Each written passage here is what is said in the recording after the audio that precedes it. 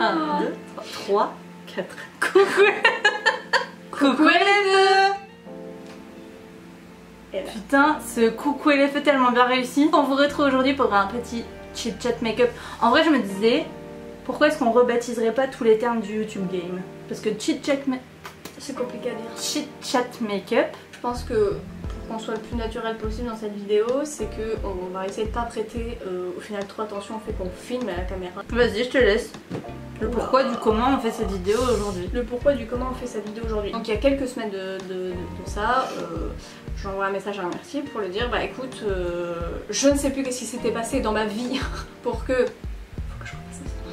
j'en vienne à me dire ok, c'est vraiment un sujet que je pense que ça peut être intéressant d'aborder. Justement, je trouve qu'en fait on est bien placé pour en parler parce qu'on galère. On galère de ouf, c'est pour ça on est bien placé.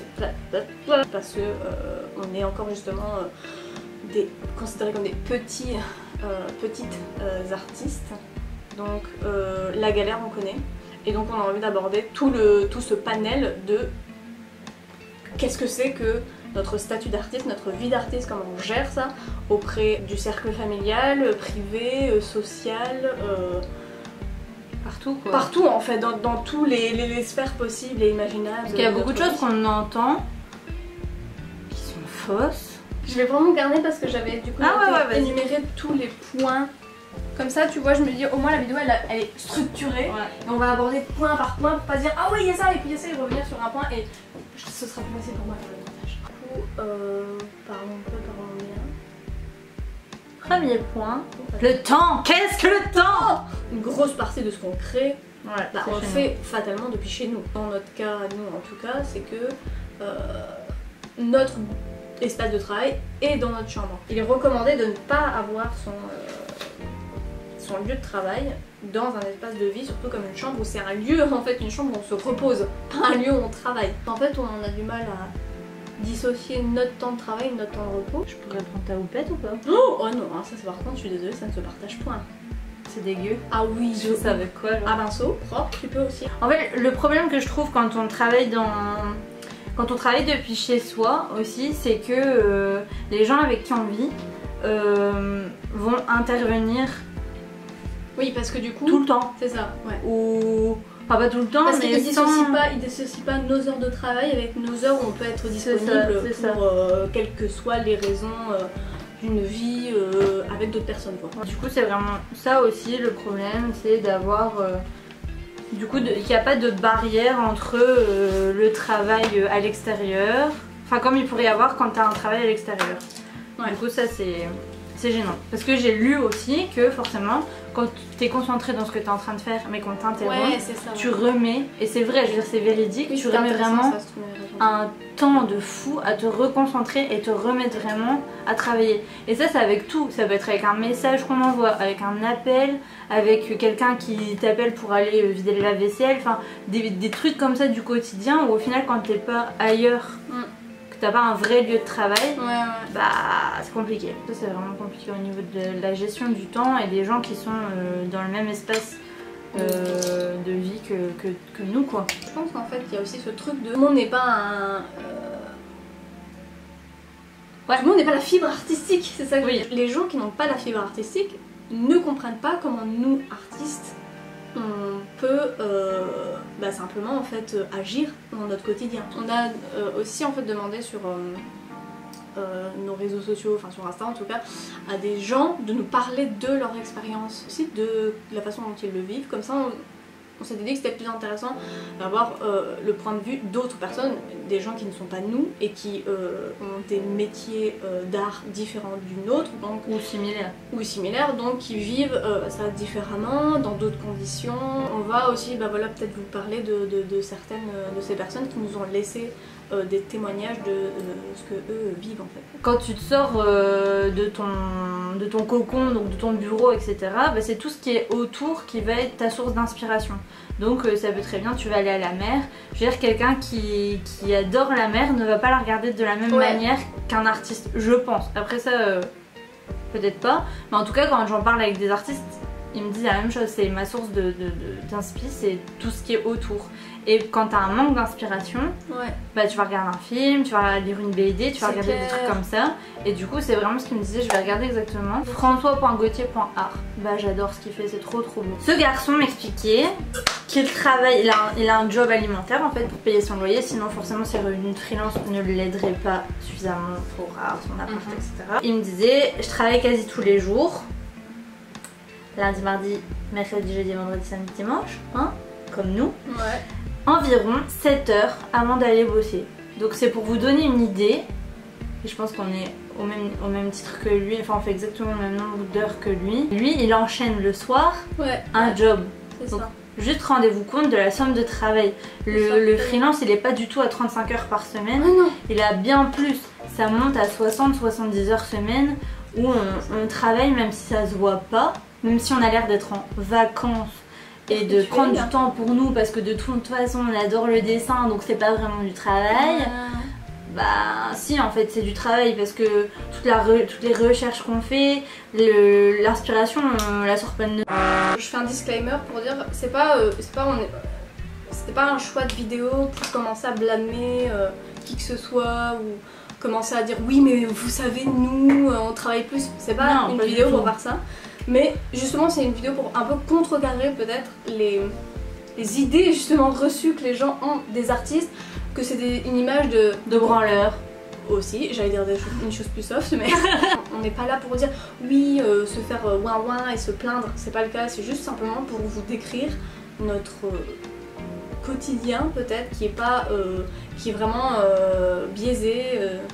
Et en fait c'est aussi ça qui est super important pour comprendre aussi les prix qu'on va sortir. Vous allez chez Ikea, vous achetez un cadre 12 € avec un dessin dedans, c'est pas cher, c'est trop bien. Tu vas voir un artiste, tu vas acheter un cadre avec un dessin dedans, ça va tripler, quadrupler de volume parce que forcément déjà c'est pas un truc imprimé. Et en plus de ça, il y a des heures de travail sur... Moi personnellement j'aime bien vendre mes originaux, donc en plus de vendre un original, c'est que bah voilà, je l'aurai plus ce dessin là et je ne pourrai pas donc l'imprimer et j'essaye de ne jamais le refaire.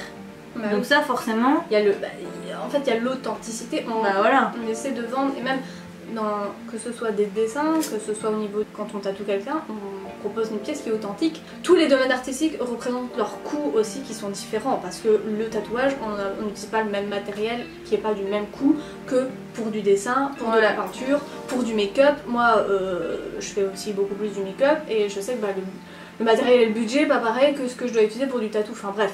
Mais voilà, donc c'est tous des critères que on parle ici d'une généralité, on commence pas parce que si on doit commencer à tout décortiquer sur chaque métier d'art différent, on n'a pas fini. D'ailleurs, si vous êtes artiste et que vous voulez nous raconter une petite anecdote en commentaire, c'est franchement 1000 fois le bienvenu. Même pas forcément une anecdote sur ça, mais genre sur juste votre vie de freelance. Échanger dans les commentaires aussi, c'est cool. Petite parenthèse fermée. J'ai la chance d'être hyper soutenue par ma famille proche, mes parents. Mon mec fatalement étant donné que lui-même est artiste donc il y a toujours dans la vie du quotidien des gens qui nous connaissent un peu moins bien ou même qui nous connaissent très bien et qui vont peut-être se permettre des commentaires qui sont assez condescendants et qui font pas forcément toujours plaisir à entendre et on a honnêtement pas vraiment besoin de ça sachant comment on galère déjà de base. Faut pas oublier que il y a les artistes et il y a les petits artistes. Les artistes. Voilà. Et on est plus une majorité d'artistes comme ça que d'artistes comme ça. Enfin moi personnellement j'ai un job à côté et mais j'ai fait un 20h parce que j'ai tenté de faire autrement que de travailler dans ce que j'aime. Juste j'étais tellement déprimée que ça avait un impact énorme sur ma joie de vivre et tout ça.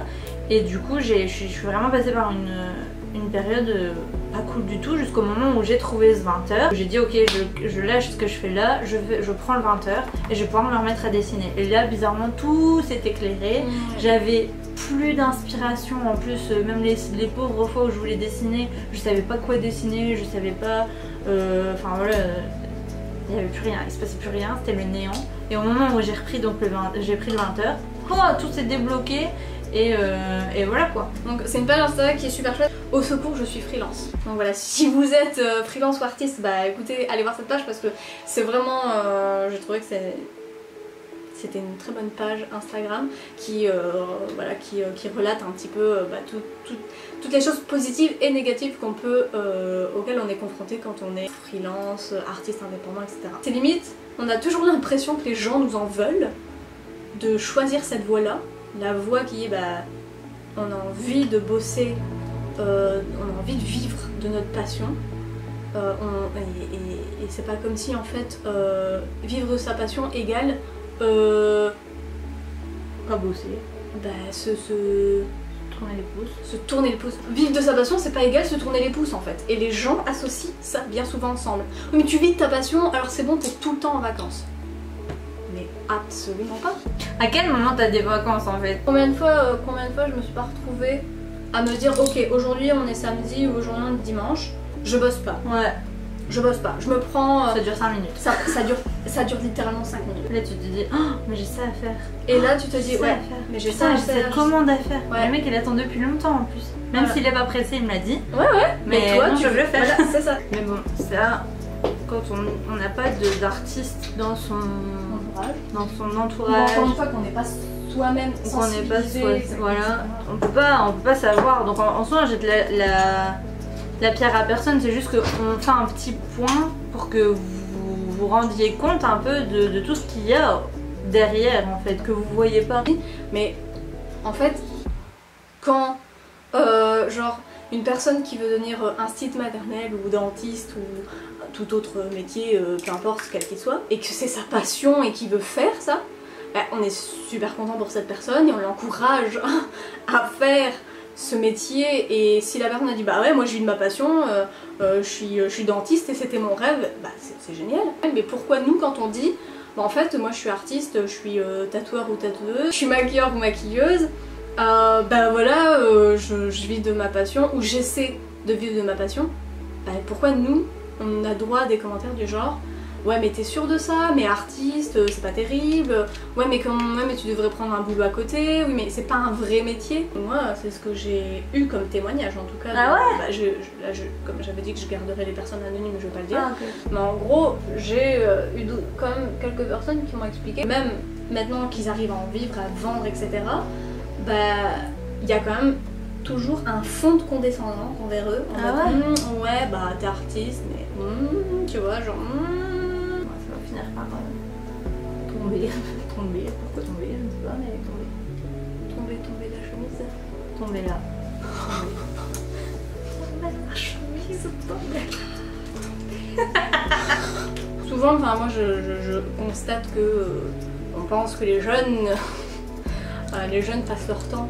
La manière dont tu l'as dit, c'est vraiment vieille mamie. Ils passent leur temps sur les réseaux sociaux, etc. Chacun fait ce qu'il veut et chacun gère son temps sur les réseaux sociaux comme il en a envie. Personnellement, je n'en ai cure.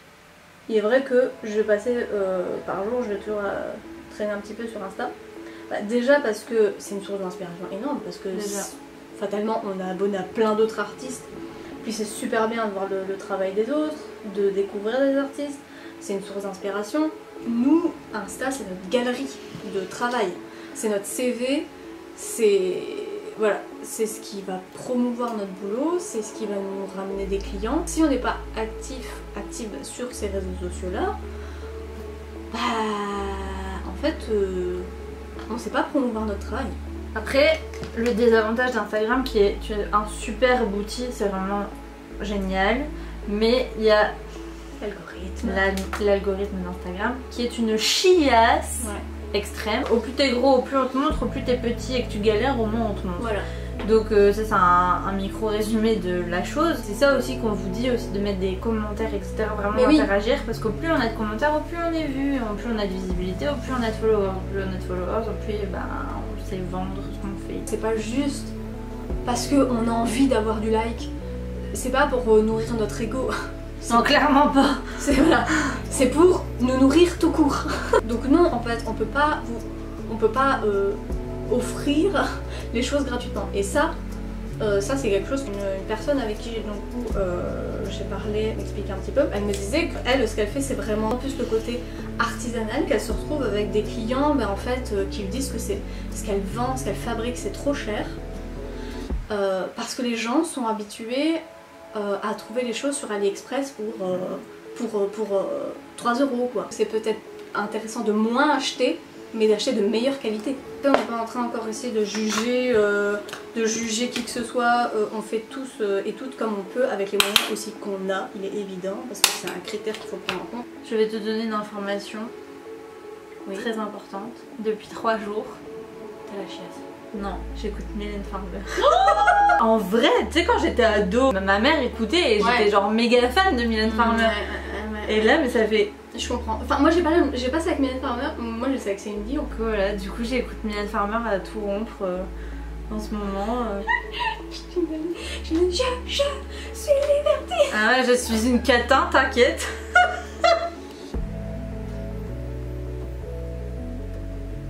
Ah, ça aussi, vite fait. Un post Instagram, moi personnellement, je vais pas mettre 3 minutes à le faire. Ouais, non.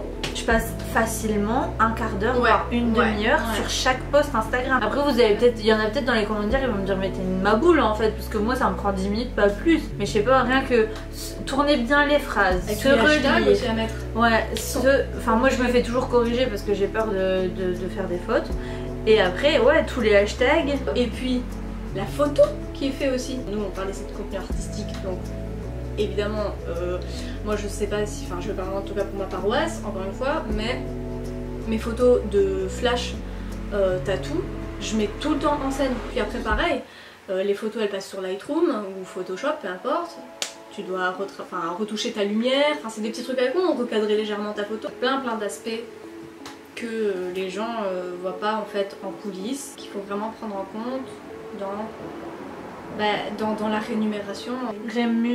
Rémunération. Dyslexie. Rému. Ça demande du temps, ça demande de l'énergie et enfin, vous quand vous travaillez, vous mettez du temps et de l'énergie, vous avez envie d'être payé, bah nous aussi quoi. Enfin, moi je sais que j'ai pas de dessins qui me prennent 20 minutes, ça n'existe pas chez moi. À partir du moment déjà où tu fais un croquis, ton croquis va te prendre 20 minutes déjà. Et après seulement t'as toute la mise en forme avec l'outil que tu utilises, que ce soit peinture, crayon, machin, bidule. Et après t'as les ombrages, t'as la couleur si t'en fais, enfin tout ça quoi. Tout ça, ça prend un temps de dingue. Donc c'est important, soutenez les artistes, soutenez les gens que vous connaissez, soutenez les gens dont vous appréciez le travail vraiment. Un commentaire de quelqu'un qui va dire « Wow, ton dessin il est trop beau, j'adore ». Mais ça, vous imaginez même pas à quel point ça fait un bien fou de se dire ok, moi je l'ai posté sur Instagram parce que oui, je l'aime bien et que je suis satisfaite. Mais d'avoir un commentaire de quelqu'un qui dit c'est beau, waouh, mais vous imaginez pas quel bien ça fait. Et quand c'est... Parce que des baisses de régime, on en a tous, qu'on soit artiste ou pas, on en a. Et en tant qu'artiste, quand t'as une baisse de régime, tu remets tout en question. Mais à tel point que tu repars vraiment en disant de toute façon je fais de la merde, ça marche pas, j'ai pas de commentaires sur Insta, je perds des abonnés, tu sais même pas pourquoi. Déjà ce que tu parlais du fait que on se dit qu'on fait de la merde, etc. C'est aussi ce qu'on appelle le syndrome de l'imposteur. Aussi. Et en plus, il y a ce truc horrible que absolument tout le monde fait, même si on sait qu'il ne faut pas faire ça. C'est se comparer. Ouais. Alors qu'il faut pas faire ça. L'art c'est un partage avant tout, c'est la base en fait. Moi il y a un truc qui profondément je ne supporte pas, c'est la compétition. De voir, me comparer, comparer mes qualités et mes atouts à quelqu'un d'autre qui en a autant que moi au final. Enfin voilà, pourquoi pour juste me dire regarde c'est moi qui gagnais, je me sens meilleure. Je ne supporte pas ça et je trouve que dans le monde artistique c'est quelque chose qui est de plus en plus présent, c'est malsain. Du coup voilà, LFE, on espère que cette vidéo vous aura plu. Encore une fois, c'était pas pour blâmer qui que ce soit, juste pour souligner un point important de ce qu'est la vie de freelance et d'artiste en général. N'hésitez pas à liker, commenter cette vidéo et à la partager aussi. N'hésitez pas à mettre un pouce et à vous abonner et à surtout activer les cloches de notification, comme ça à chaque fois qu'on sort une vidéo vous avez la petite notification qui vous dit qu'on a sorti la vidéo. On vous fait des gros bisous sur bisous sur vos doigts de pied. Du coup, gros bisous sur vos doigts de pied. Par contre, s'il vous plaît, lavez-les avant. Je m'imagine devoir embrasser un doigt de... Allez, bisous hein. À bientôt. Allez manger du gâteau. Allez manger du gâteau. Allez!